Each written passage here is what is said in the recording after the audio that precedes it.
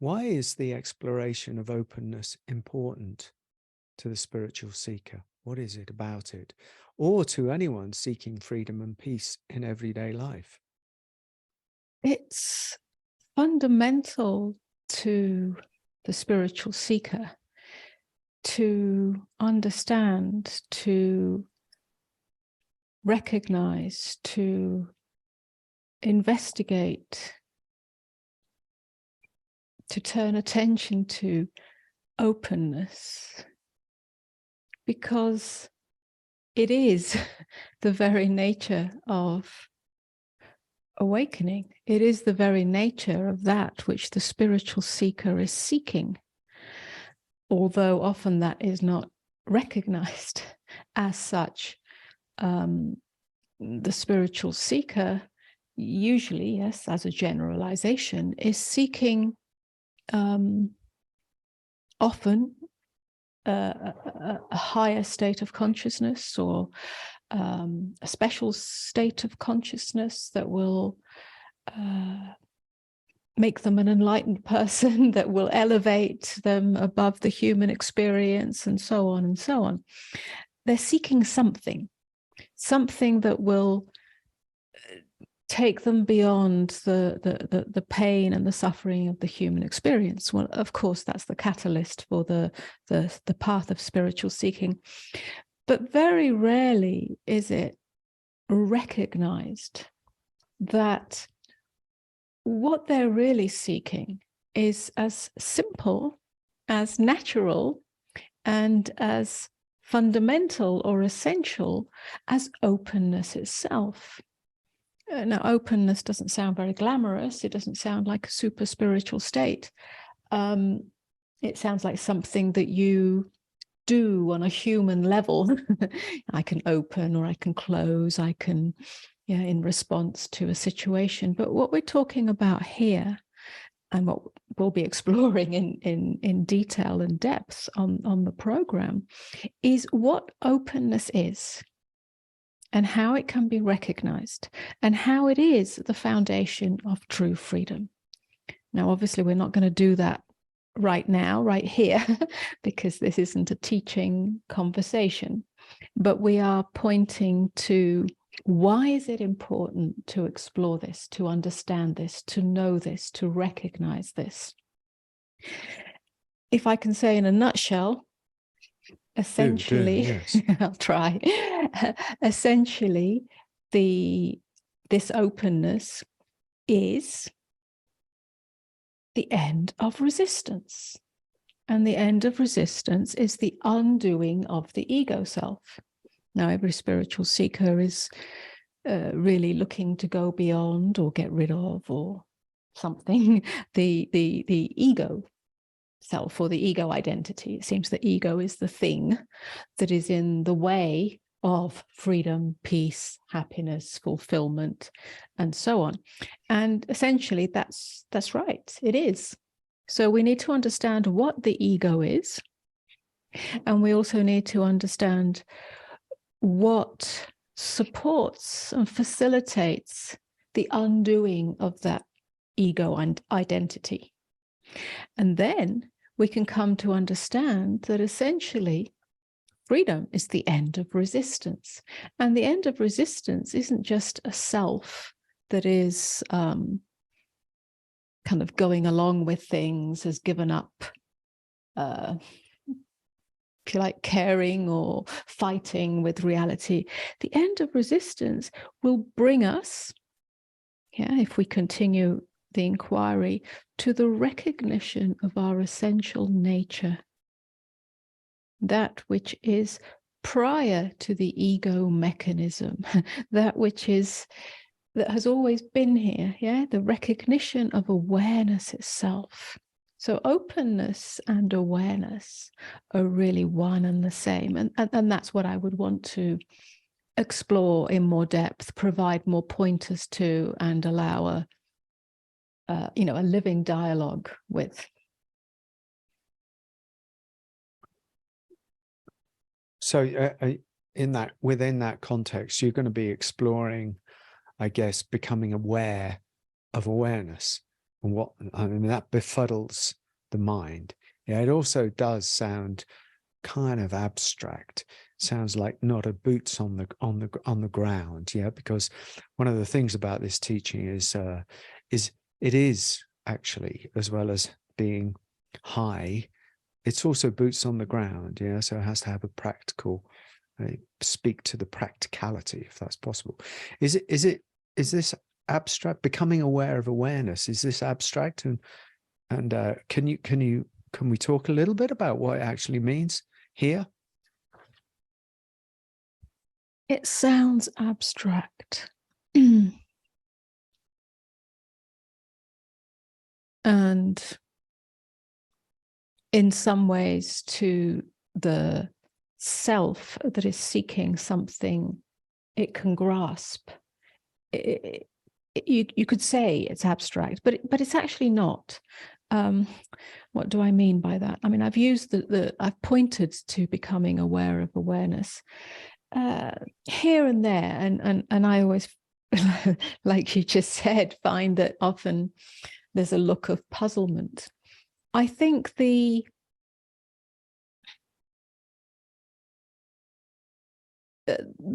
one who is diving deep into the nature of who am I will come to get a taste of this more and more. And what I'd like to be doing on this program, even though it's a very short program, only 4 weeks, but what I'd like to do is to bring some pointers to that, because becoming aware of awareness is not an intellectual exercise.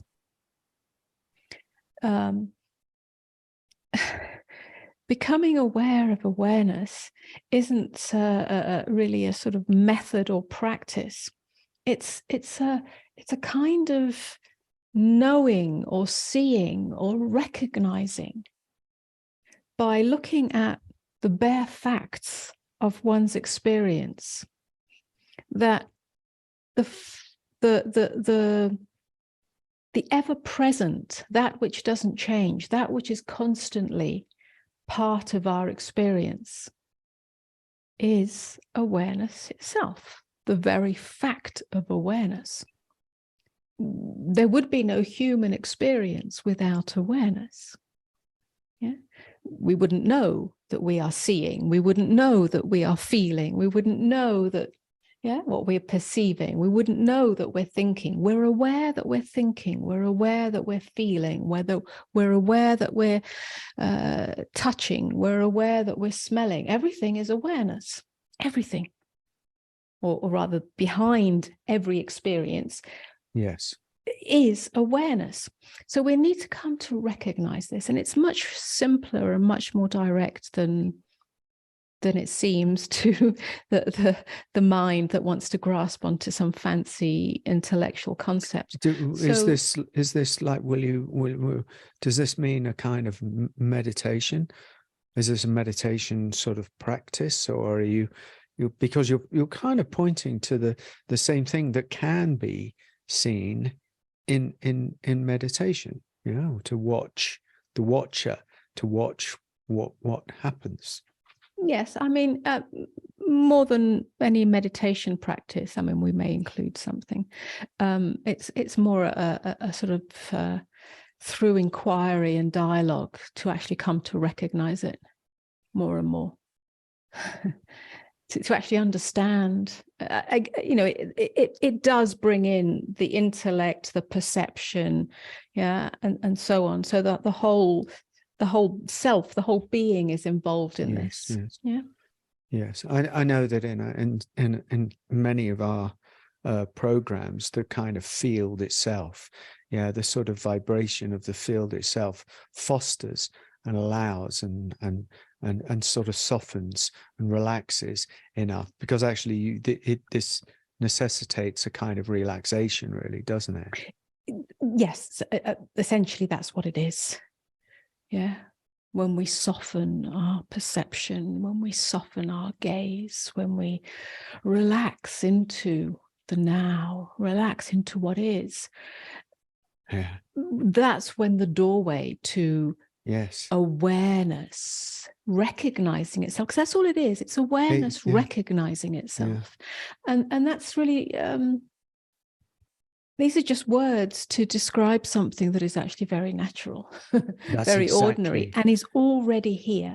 So that's the kind of conversation, dialogue, inquiry that I would be hoping to bring into the the 4-week program. That's beautiful. Yeah, because I have seen that relaxation does open a door naturally, that we think we have to be a certain way or do a certain thing or think or find something, but actually it's just that we haven't developed, or we've moved away so far away from the capacity to fully relax that we don't really know in many ways what that is, because the holding on self has to be addressed in that why can't I fully relax question. So and okay, so in a way what you're talking about is enlightenment, really, aren't you? Yes, not in a way, but in the way. Oh, yes. So in the way you're talking about enlightenment. Yes, it is exactly that. We are talking about enlightenment. We are talking about awakening. We are awakening out of the identity of me as a separate self. We are talking about self-realization, knowing true nature. We are talking about spiritual liberation. We could take the word spiritual away, just simply liberation. Freedom in all circumstances by knowing true nature, know thyself. And we'll be unpacking this and exploring this. Yeah. Is there, do you want to speak any more about that, because it seems so complex?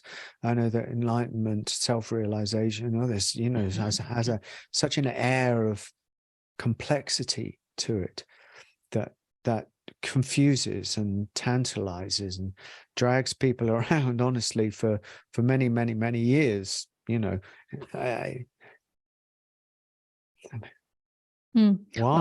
As you know, Kavi, because you are deeply involved in the programs that we offer, much of what is offered through the programs is a demythologizing, I should say, of some of the stories, illusions, pictures that we have of what enlightenment is. That's not to dumb it down or to debunk it, but it is to see through our hopes and expectations of what it is.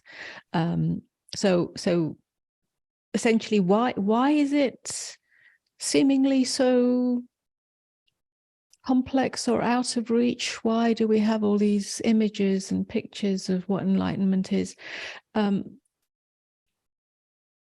Mostly because the descriptions of enlightenment that have been passed down are so couched in cultural mythologies, which arise out of the history, the culture, and even the religion of the culture it's arisen out of, which is usually an Eastern one.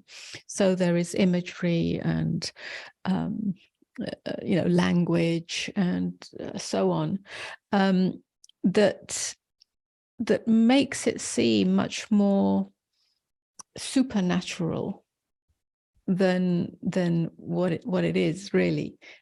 So just to cut through that, what's being said here and what's said in throughout all the teaching, and especially in the Way of Openness, is that it's very direct, it's very simple, and it's very natural. It's what's here already. Yeah. So it's almost like a tiny shift. Yeah. Can allow us to know what is essentially already free. Yeah. What is essentially unlimited by the experience that we're having. So if you like, it's a shift in perception. Of course, the journey to that deep knowing and the energetic, because there is an energetic quality to it as well, or aspect to it, the energetic undoing of the ego structure. And the journey of that, or the process of that, has more twists and turns to it, depending on the individual and their own history and their, what's happened to them, hasn't happened to them, and their beliefs and their thoughts and so on. So when I say it's simple in its essence.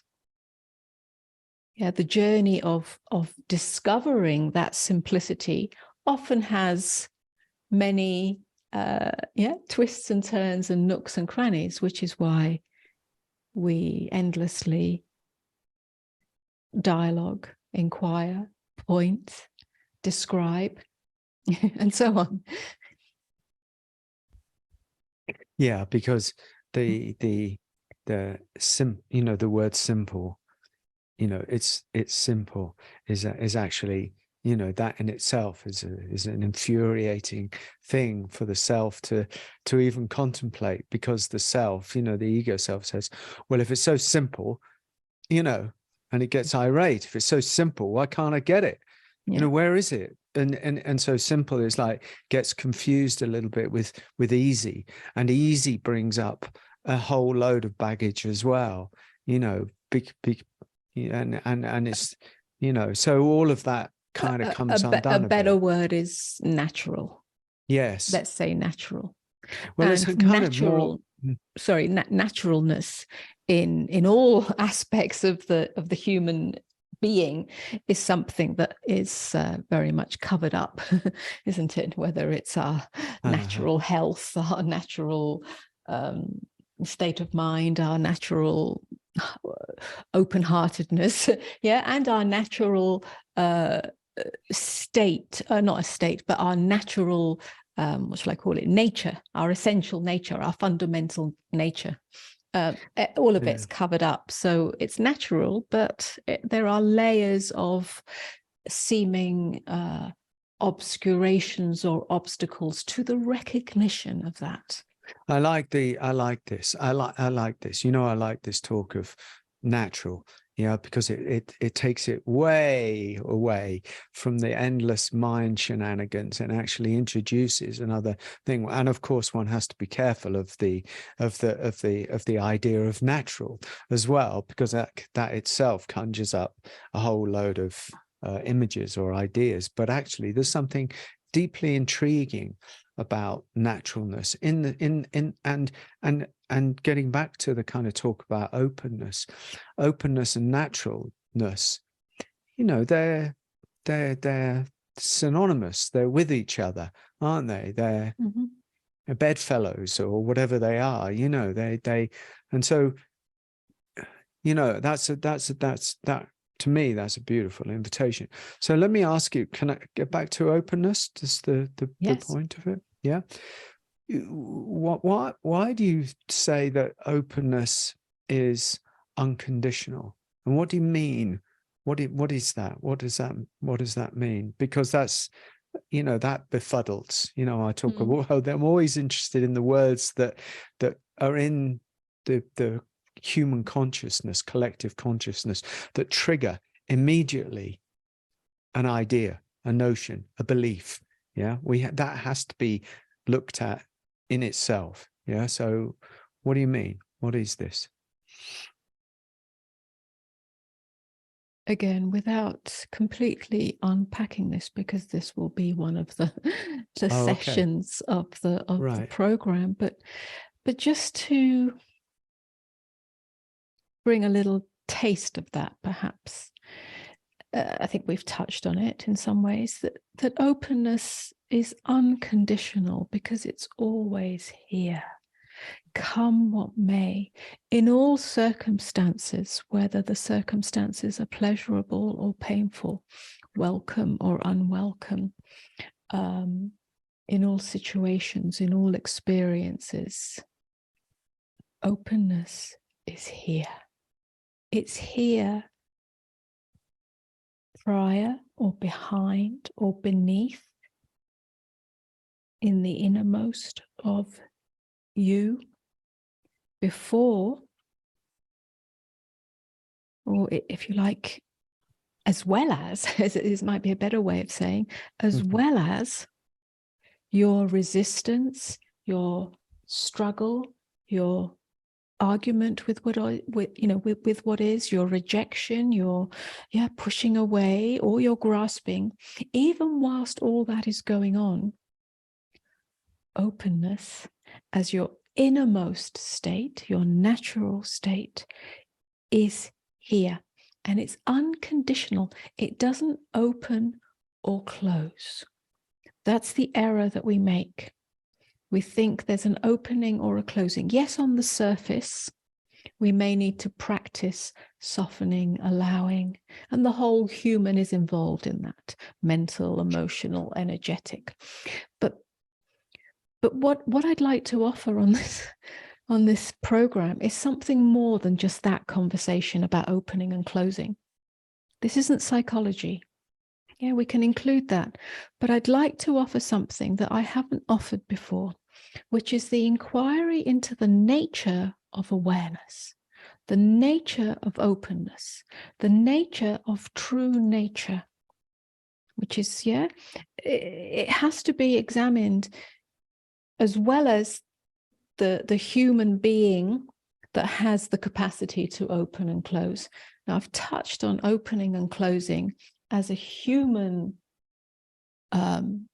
choice, if you like, or volition in the face of discomfort or resistance. But I want to go deeper than that this time. This is for the sincere spiritual seeker who really is yearning to know true nature.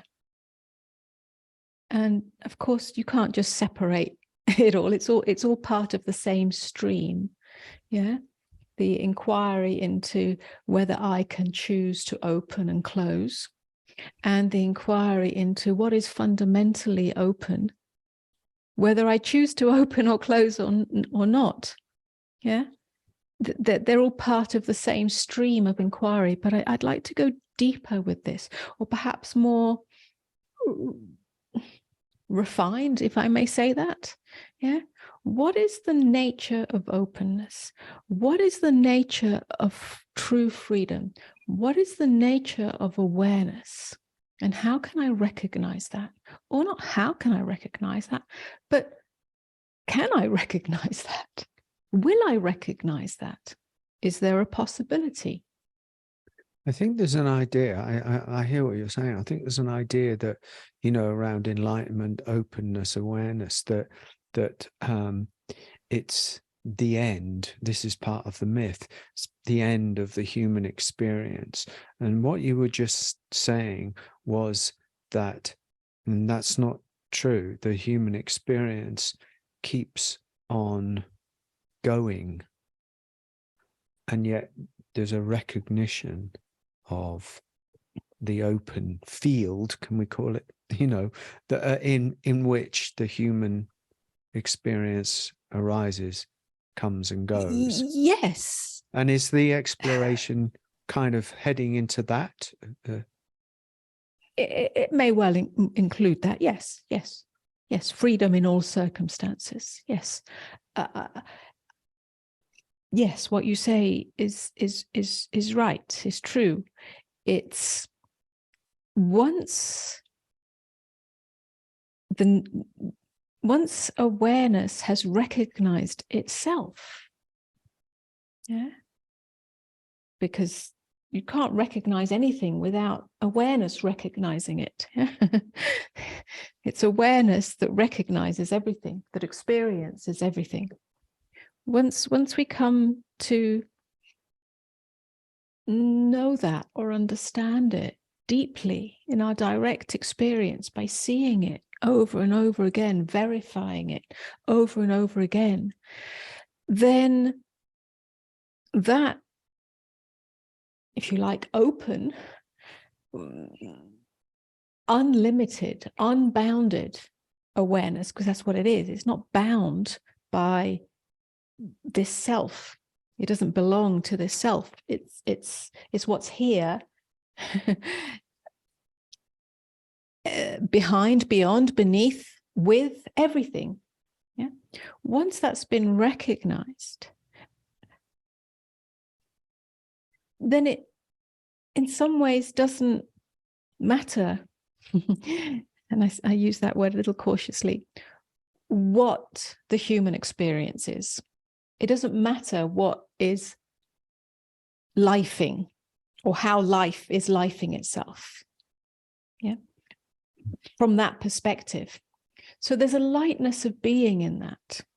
There can be freedom in the midst of discomfort. So the human experience, yes, continues. There can be discomfort and there can be pain and there can be this and there can be that. Of course, loss. But even in the midst of that, once this has been recognized, it doesn't deny the human experience. It doesn't transcend the human experience in the way that the small self wants it to transcend by no longer feeling pain. But it comes to that wonderful paradox that we're always coming to of being in the world, but not of it. Yeah. And that's the only freedom that we can know whilst we're alive. And can I just follow on from that, because I think that kind of sums up the direction that you want to be heading in for the sincere seeker on this course, and always really with what we're doing. And I just want you to speak for a little bit about actually something quite basic. Is what's the purpose? What's the point apart from seeing freedom?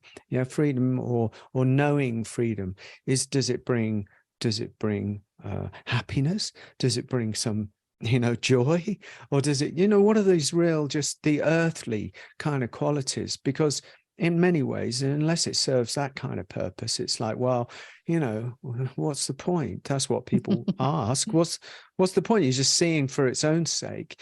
It has to have some, well, it doesn't have to have some. Yeah. So. Oh, well, it's all the point.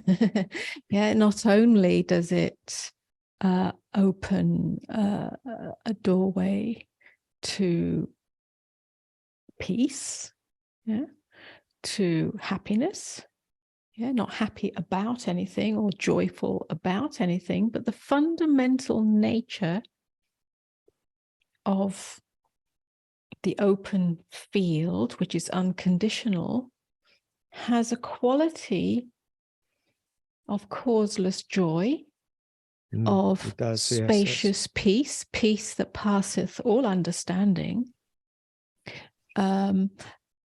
And beyond that, and perhaps more importantly, if we can put importance, the value of importance on it, it ends all the problems in an individual's life, and we can extend that into our relationship to society and the world and to others, the problems that stem from a belief that I am a separate me. Yeah, on a personal level, those problems of I'm a separate me is perhaps fear of the world, or fear of others, or fear of disapproval, or the need to get what I want to survive, or resentment, or judgment, or feeling higher than, or feeling lower than, and all the defense, attack, polarity of position taking, and we can go as far as violence and war and greed and corruption in the world and within ourselves, however that manifests. This ends that. Once we recognize essential nature, with that also comes the recognition that there is only one only one open field, not many open fields, and we are all experiencing that. We are all arising from that. Our experience is taking place in that. And it ends separation. Wow. Again, that Yes. would be a bigger exploration that we'd need to dive into. But it needs it sort of needed to be said, I think, in summation of this, because it is, you know, that's radical. Yeah, because it's at the end of agitation being the driving mechanism of the unfulfilled self that finds its way around the world, yeah, seeking here and seeking there, etc., etc. It's not the end of doing things, but it is the end of the agitation. And I've noticed personally in my life, as I've fallen deeper and deeper into this space, that there's to touch a kind of what you talk about, causeless joy, a happiness for no reason. I mean, wow. I'm absolutely shocked to find that I have the capacity to embrace on an ongoing basis happiness for no reason. And that is that in itself. Again, that's our naturalness. That's if natural. we look at a child, yeah, they are naturally joyful. They are naturally, we could say, open. They are naturally, so on and so on. So, one could say, well, they're not burdened by a career or making money and all that. Well, you could say that as well. But we're looking at the natural state. Yeah. So, and then as mature adults, we have the capacity to know that naturalness, even in the midst of being burdened by whatever we might be burdened with. Worldly affairs, problems. Yeah. Yes, that's right. Honestly, I go back. It changes everything. It's radical because it allows us to hold the burden lightly. For God's sake, the simple, yeah. And it's there. We're back to the simplicity of it, but it's that exquisite. So, okay, I think we've explored somewhat, and hopefully we've teased and tantalized and laid out the carpet a little bit. So the invitation is there for anybody. Is there anything else you want to say about it? It's a 4-week course. That's what we're doing. Do we need to say when it starts? 4-week program. Yes, you can. I can't remember when it starts, so I think you'd better say when it starts. If I'm correct in memory, it's February the 16th. Okay. This year, obviously. So February the 16th, 4 weeks. We meet every week for a 2-hour session. On Thursdays, I think it is, isn't it? Yes, Thursdays. Yeah, Thursdays. And if anybody wants to find out about it, go to the website, www.AMODA'Maa.com. There are links around. And thank you for listening. Amoda, I actually enjoyed this immensely. I could explore this for a very long time, because it is one of the principal tenets, pillars of the teaching. This has to be reached into, explored, and a very beautiful exploration. So thank you very much for that, and take care. See you soon. Namaste. Namaste, Amoda.